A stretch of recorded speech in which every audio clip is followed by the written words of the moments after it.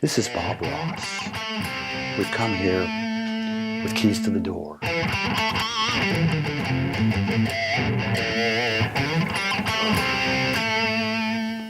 Scene. Welcome to Jammin with Old Pete.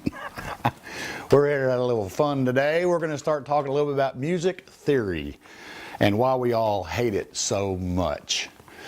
So, why learn music theory? I mean, what's the point? If you hate it, why learn something you hate? And how do you apply music theory to actually playing music without just learning a bunch of stuff? I think we got to start off by understanding where theory came from.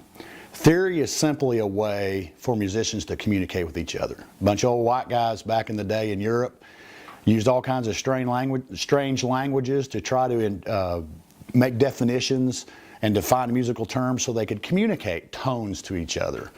Over the years it's developed, and it is what it is today. But nobody wants to learn it because it's not very practical, it doesn't fit. Or how do you make it practical and without going to school and learning? The other thing is memorization and all those kind of things like that.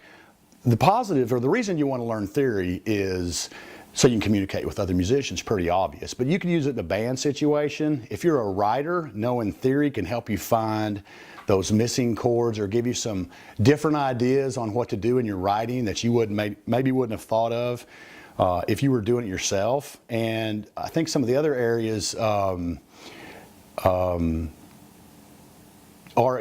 is when you're trying to figure tunes out. If you're doing some ear training or using your ear to pluck tunes out or whatever, and you can't find that missing chord or that missing note in a solo or something, theory is very beneficial in those areas. So I recommend you learn theory. So I'm going to teach you or show you my method for theory. So it's going to be a little warped or twisted or kind of my slant on things and how I figured it out. I didn't want to memorize.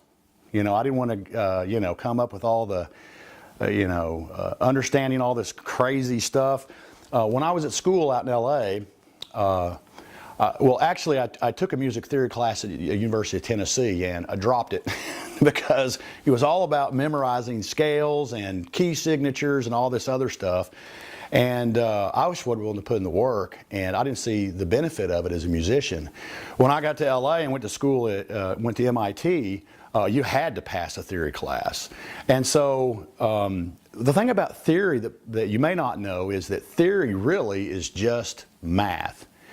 Now, I know it's bad enough to say you hate music theory, but I bet a lot of you hate math more than you hate the thought of learning music theory.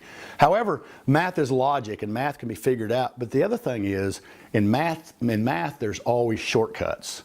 And when I was at school in LA, that's what I got to thinking is there's got to be a shortcut to learn this stuff. So I sat down with a piece of paper and a pencil and my theory stuff and started trying to figure out a way to learn this stuff where I would have to memorize, and I did it, and it worked really well, and it was very easy. I called that method key to the door was my name for it, and I wrote it down and actually sent it to my sister, and she thought it was great. I will get into that at some point in the lessons. We're going to have a bunch of lessons on theory, and a lot of things we'll cover. But in order to understand my method, we're going to have to go into some basic understanding of theory, some basic rules and things like that. But in LA, I took my method. Tons of people were struggling. A lot of the guys I was at school with had less formal training or background than I did. And I sat down with a couple of my buddies and showed them my method, and they were like, "Eureka!" And I probably helped half the class out there pass theory using this little trick. You've probably also heard it called the circle of fifths, and there's a ton of websites out there and YouTube channels on the circle of fifths. The way they do it and the way they teach it, to me, it's not easy. It's easier than learning all the memorizing, but it's still not real easy. My method is like very easy, no memorization or anything. But anyway, that's kind of like what we're going to cover on the next couple lessons. So let's get started.